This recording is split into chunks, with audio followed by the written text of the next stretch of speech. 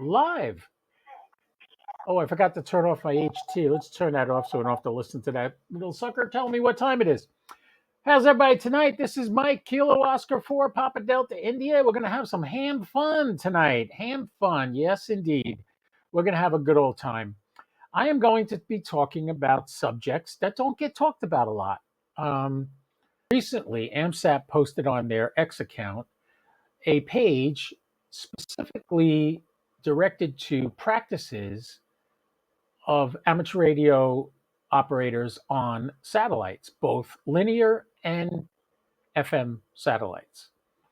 If you notice over the years, if you've been doing this, I've only been doing it 3 years, but in just the 3 years I've been working it, a lot of satellites are dropping off the map because they've expired or they've used up their batteries and they can't recharge and stuff like that. So they're dwindling. I remember when I used to go to the AMSAT status page, I will show you that page now. See this page? This used to go on and on and on, and now it stops. All these satellites down here, is this XW2B? I can't imagine that thing's back on. I'll add it back to my list. It looks like it's back on by all these reports. XW2C as well. I know the last time I tried XW2C, it was intermittent. It didn't really work very well. So anyway, that's neither here nor there.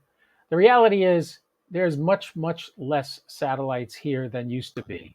Right now, you got Tavel 7 is active and Tavel 5 is active, and SO50 is a great bird. But for instance, AO91, you see this up here? This is intermittent. Sometimes it's on, sometimes just telemetry. Sometimes it's mixed results. Sometimes it's off. I know for a fact it shuts off during eclipse. When, in other words, when it's in the dark side of the earth, it drops off. So these are things that when I first started, FO29 was there all the time. You could always get FO29. You could always get AO91. The problem with AO91 for me right now is it's uplink on 70 centimeters and downlink on 2 meters. The point is there are less and less satellites to work, but there's more and more people that want to work them. By the way, if anybody has a question, type it right into the chat there, and I'll be able to see it, whether you're on YouTube or Twitter or on StreamYard. Hey, Roger Weed came by. Roger, I want you to come on the show. You got to get your camera going, Roger. We'll get you on. All right, so this page is, the reason I'm showing this is because there have been less and less satellites. Meanwhile, there's more and more operators. Thank God for the Tavel satellites. That kind of showed us there's more to life than just FM birds. So if you want to use satellites, you really should learn how to use satellites. Lately, I like to call them LIDs. I don't know what LIDs stands for in the ham radio community other than bad actors. And we've had a few of them, a lot of them lately. Today, on 2 or 3 birds, I heard them. And on one, I happened to be working. What satellite was this? It was, I believe, this may have been either the ISS.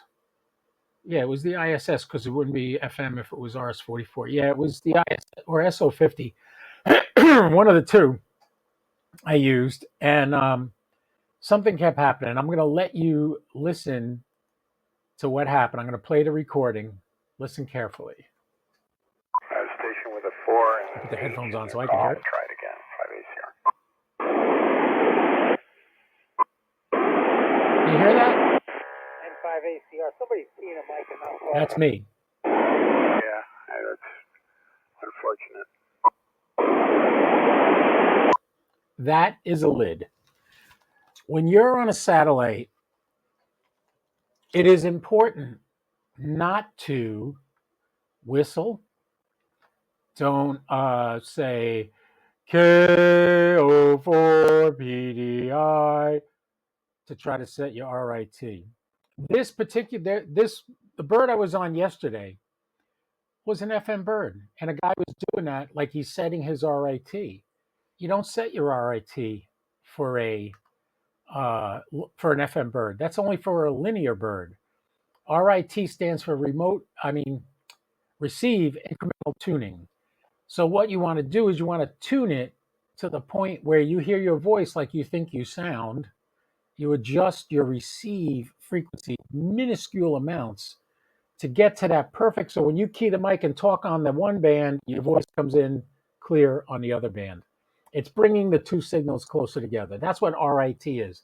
You don't do that on an FM bird. FM bird, you just straight in, blasting in. It's like a bull in a china shop. So you don't do that. All right. So before I continue on a tangent and start talking about other things, let me go right to the AMSAT website. AMSAT.org is your friend. You can go to this website and learn all kinds of stuff. If you look at this page, we're going to look at FM satellites, good operating practices for beginners and experienced operators. Let's see where they start. Share the pass. That's the number one thing to do. Realize you are not the only one on that satellite. There are other people that would love to make contacts, and you got to share the pass. So what it says here is FM satellites are just like a repeater. Only one person may transmit at a time. Since the satellite is overhead for 15 minutes at most, each operator will want to make some contacts. Please don't monopolize the pass. Let your other ham colleagues have some time on the pass as well. This has got to go out to Virgilio, Hotel Papa 2 Victor X-Ray, because every time a satellite comes over, he thinks it's his satellite.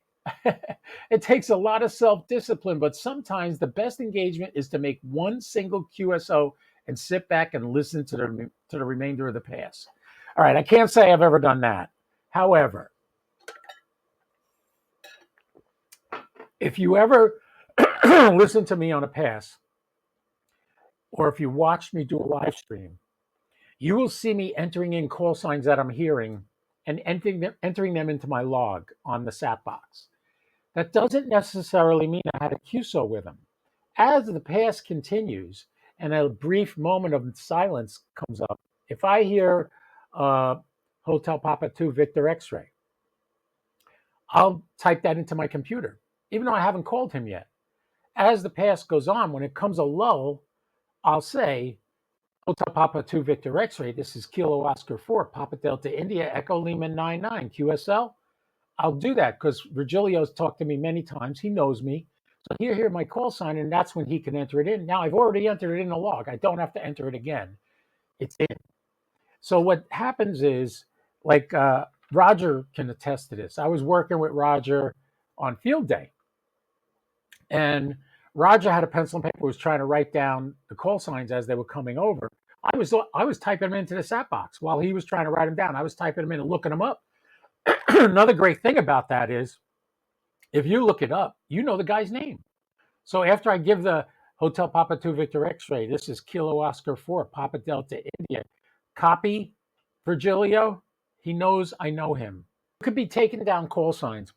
How do I get 12 QSOs on the ISS? How do I do that? I don't actually sit there, bang and bang and bang. I wait. I write down call signs. I type them into my log ahead of time as I hear them clearly. So if they say they're in Fox Mike 19 and I put in a call sign, it comes up on a different grid square. Either A, he's roving, or B, I typed in the wrong call sign, so I verify it again with him when I call him. Capiche? That's Italian. Do you understand? All right, let's move on. Let the other QSO finish. Please let other stations complete their QSO before you call another station. It's very frustrating when you're calling a station to complete a QSO and another station starts calling before your QSO has completed. Calling someone who has just called another station is considered rude.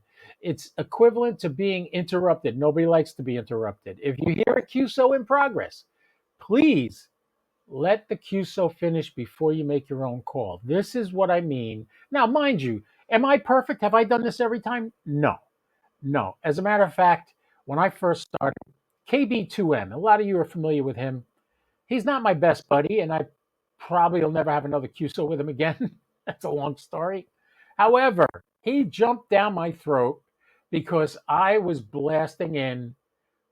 And let's be honest, when you're new and you're just starting this out, and you give your call sign out over a radio going to a satellite, and bam, somebody gives it right back to you, you get excited. I know you do. I know you get excited, and that's okay. It's okay to get excited, but understand that you need to stay calm. Make sure you got that call sign right. Write that down, and wait a second. For instance, I'll hear Virgilio. I just using these call signs because they pop in my mind. Hotel Papa 2 Victor X-ray calls CQ.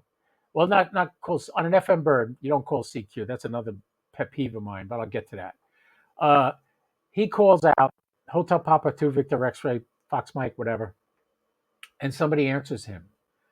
Now, he might not have heard them like I did. I might hear him clear as a bell, but he might not hear him. So if he comes back and says, "Oh, KB what? Well, I didn't hear that. KB what?" I'm not going to jump in there and call Virgilio. I'm going to wait until Virgilio gets his answer back from the guy he's trying to get, even though I heard him clearly. Now, every now and then, I may assist and give him the call sign he didn't get so that this way he gets it in his log. I might say, "Oh, that was November Delta 1 Charlie." And he'll be like, "Oh, thank you." And he'll get that QSO then because he just couldn't. He heard the guy and the guy heard him, but he didn't get the whole call sign correct. And maybe the satellite's moving out of November Delta 1 Charlie's grid square or out of his range. And he might not be able to hear Virgilio asking him to give him the correct call sign. And I will assist and relay that information to Virgilio. That's fine. You can do that. But if he's calling the guy and the guy calls back and then he asks a question of the guy that called back to verify you got the right call sign, I am not going to jump in there unless they're not making contact. If they're not making contact, then I'll jump in and say Virgilio is November Delta 1 Charlie. And he'll know that. So I've already mentioned the call sign of my Elmer. Which one is it? Win a cigar if you get that right. So anyway, so that's what we do. All right, so we have 7 people watching now. Anybody in the comments, feel free to chime in and give me your peace of mind and tell me what you think. All right, so that's what it means. Number 2, let the QSO finish. Let me change views here.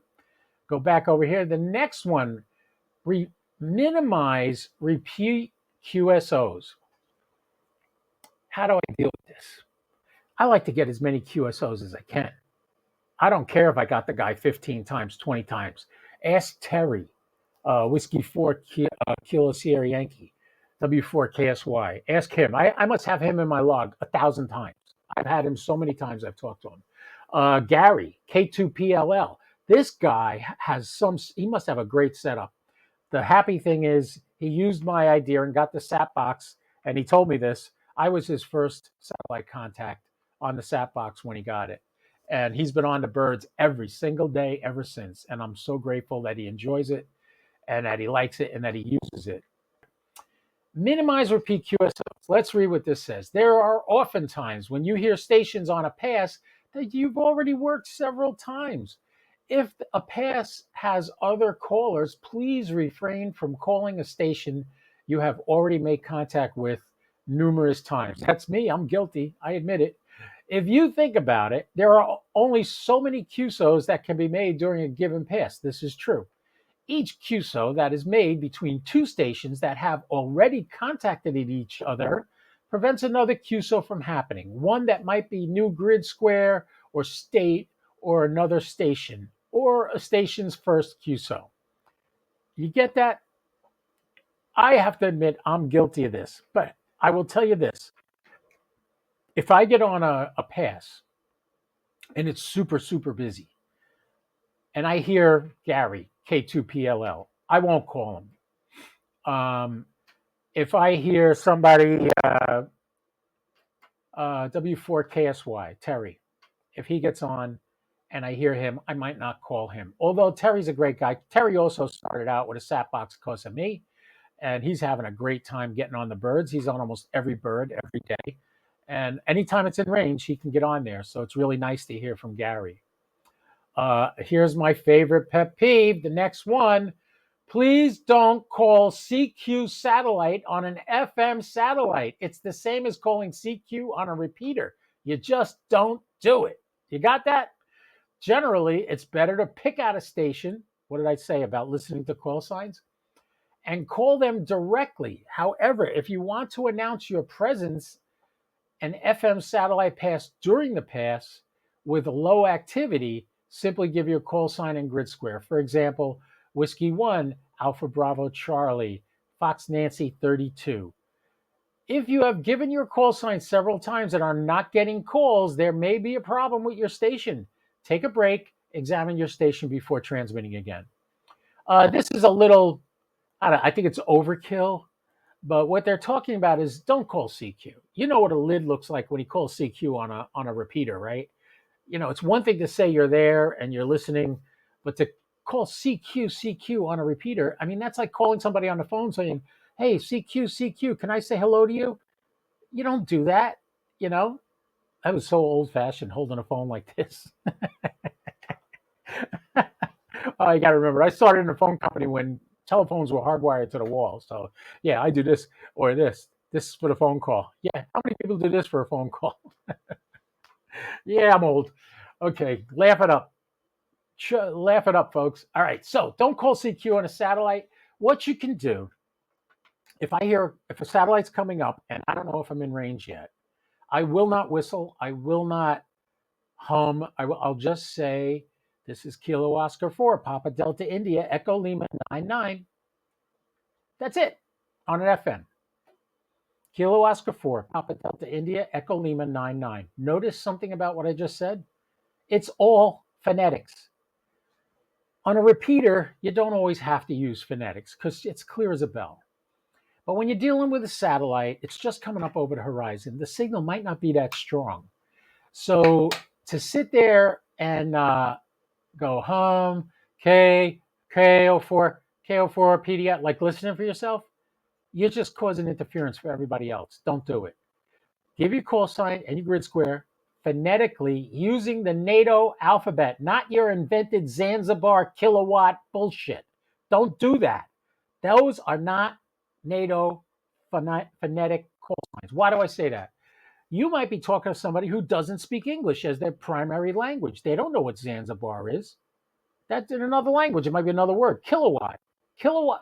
Kilo is not an abbreviation of kilowatt. Kilo is a form of measure, a metric measuring number. So kilo is what you say because it's short, it's concise, and everybody in the world is using kilo. Everybody in the world is not using kilowatt. So stick to the NATO alphabet. There's a reason there's a NATO alphabet. Stick to the NATO alphabet. Now, I brought this up once before on a stream, and I got chewed out by a guy going, I heard you say Peter David Italy instead of Papa Delta India. You don't even do it yourself. That comes from experience on Parks on the Air.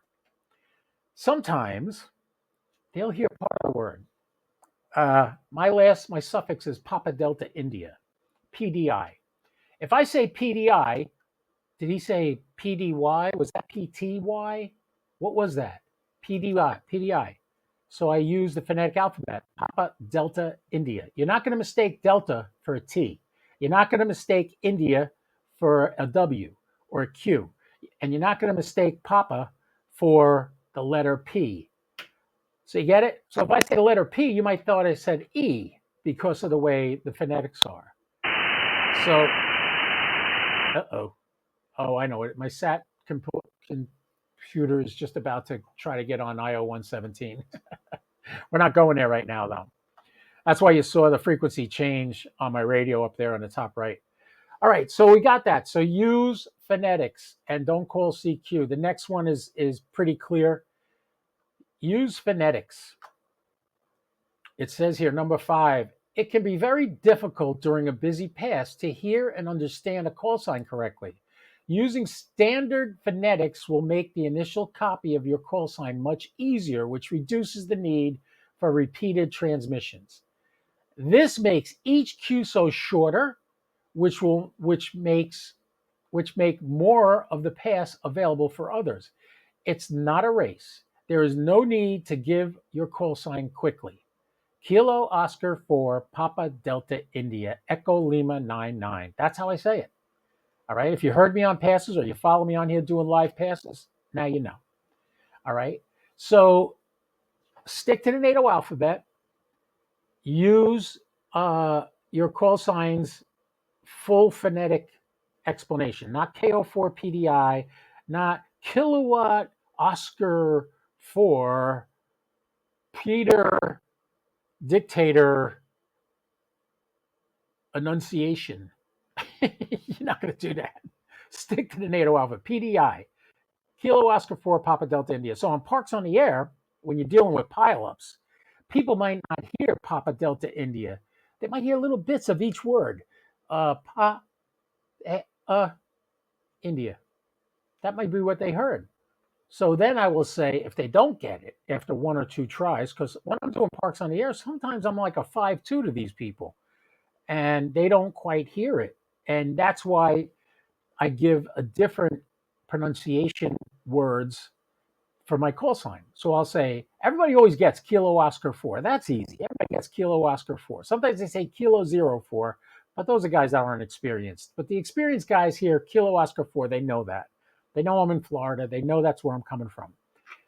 But instead of, I'll say Papa Delta India, they don't get it. I say Papa Delta India, they don't get it. I say Peter David Italy. Just 3 different words, simple and to the point. They'll get the P, the D, and the I from that, and they will get the P, the D, and the I from Papa Delta India. So I do Papa Delta India multiple times. If they don't get it, I will change the words to Peter David Italy. It's much easier to understand. But that's an exception. In general, I stick to the NATO alphabet. All right. Now here's something that's pretty important. Rare portable stations take priority. So if you got somebody out there and they're roving, I know Sean Kutzko, I think, has worked every grid square in the United States. I'm not sure. He's very close to it, but he's done every grid square in the United States, I believe, on satellites. Sean used to be very involved with AMSAT. He hasn't been for 6 years. But there are a ton of videos of him teaching you how to use satellites. That's how I learned. He was one of the best mentors I could have had to learn satellites. All right, so it's common for satellite operators to take the equipment with them to portable locations to transmit from rare grid squares or other DX countries. Courtesy should be extended. In other words, these are not rules, these are just courtesies. Should be extended to these stations. They are providing a rare location to all satellite operators and will be at that location for a limited time.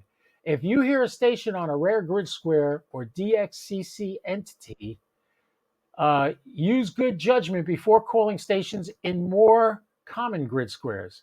If the rarest station is working a lot of people on the pass, it may be best to let the station work the people as many people as possible. There will always be another pass to work and more common stations info on how to know when rare stations will be is on the bottom of this list. Okay, by the way, this page that I'm on, I'm going to copy the link.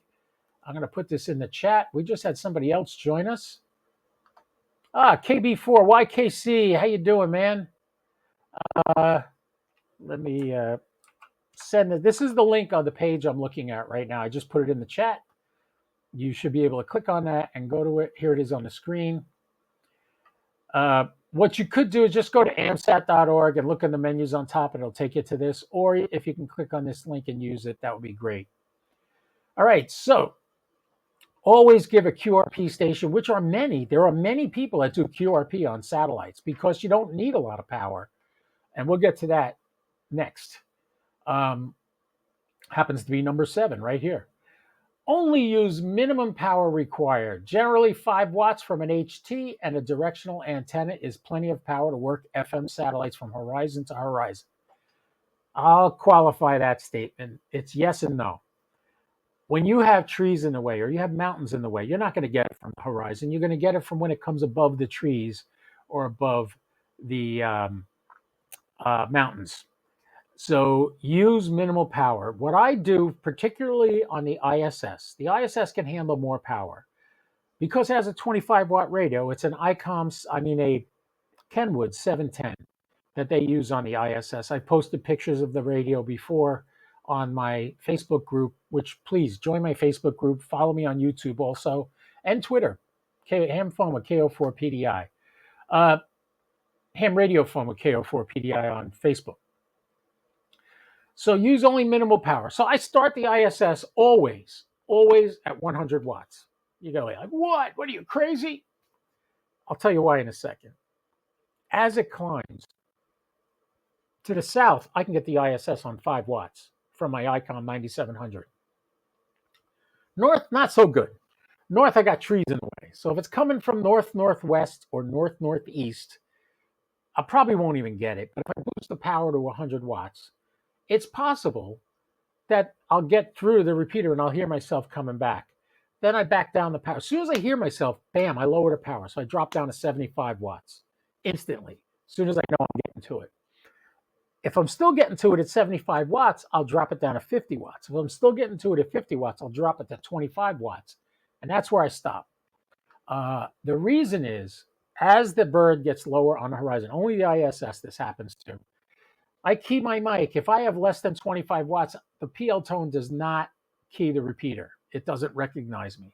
But if I boost the power to about 25 watts, bam, it hears me right away. So that's okay because the Kenwood radio on the ISS is a 25 watt radio. Has about 4 antennas on the outside of the ISS. They face in multiple directions. So no matter what the orientation of the ISS is, usually you can get into it with 25 watts. Other than that, you could do it with a handheld if it's clear and no obstructions between you and the satellite. Okay, that takes care of power on the satellites. Working new stations. Satellites are for everybody, and satellite community loves hearing new call signs on FM birds. That's you guys. I want you to get on there. I want you to use it. So, regular satellite operators should pay close attention during a pass. If you hear a call sign that's new to you, take time to call them. You may be that station's first satellite QSO. What an honor. That has happened to me about 5 times where people tell me they watch me on YouTube and as a result they got into satellites and I'm their first QSO. I get so excited about that because I remember me in my driveway going for AO91 with an Alloinch HT Allowance 1 HT, HD1. That's it, HD1. And my Arrow 2 antenna. And I got on there and I said, KO4 PDI. I didn't even use phonetics at the time. I had my license about, 8 months. I just got my extra. It was probably in September of 21 this happened. And I said, my call sign, I'm holding this thing. I don't have a phone telling me where the satellite is. I'm guessing where it is. I kept moving it around till I heard somebody. I said my call sign, and immediately somebody came back to me. I was ecstatic. I was dancing a jig in my driveway. It was 90 freaking thousand degrees here in Florida just this time of year. And I went berserk. I was freaking out. I was like, this is incredible. So I get the excitement. I get how that is. In time, that'll calm down. All right, how to get the latest news on satellites. That's an important thing. Which one's up? Which one's not? Which one's only working during sunlight? Which one's not working during sunlight, but it works at night? These are links that you can get to. I put the link in the chat earlier. If you scroll up in the chat, you should be able to find it. Right. So here's a little tip a lot of people don't know. SO50, great FM bird.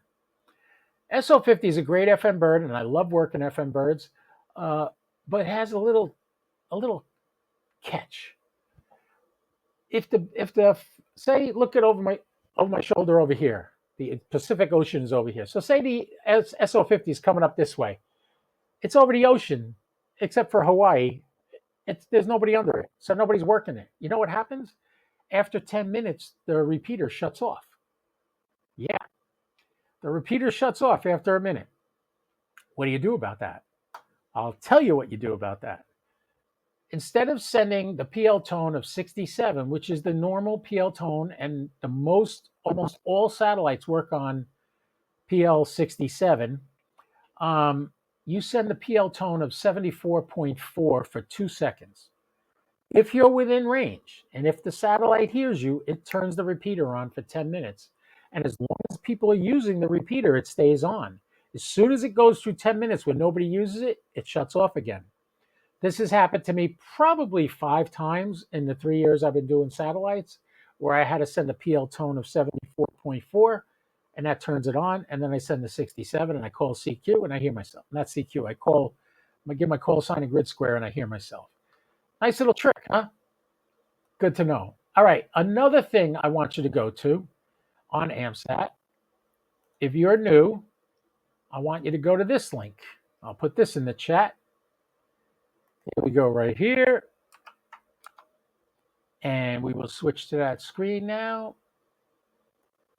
All right, for beginners, here's a free downloadable compendium of getting started articles written by Keith Baker, KB1 SF, and VA3 KSF.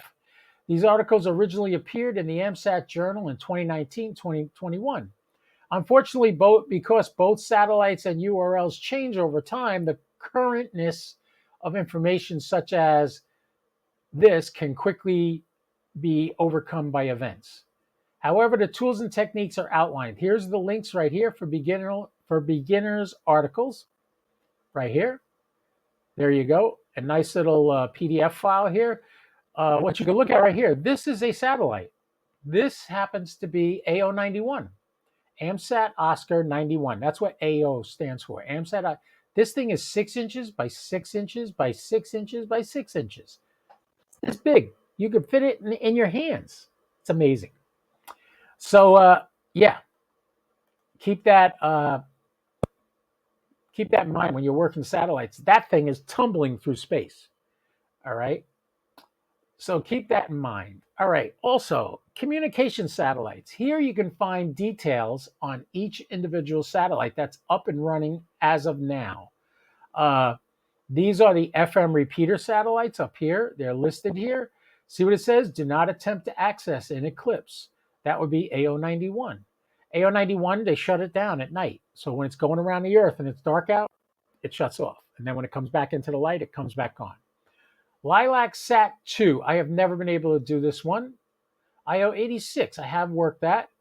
In equatorial orbit. IO86 never really comes over here that much. It might get a 3-degree or 4-degree pass at times. PO101, ISS crossband repeater. And this is very important on the crossband repeater. There's times they shut it off. Whenever they do a spacewalk, when there's a supply ship going to the ISS, they kill it, and a bunch of other things. Tavel 2 through 7. Actually, I can tell you 1 through 7, although I think 1 is down. That's why they only have 2 through 7.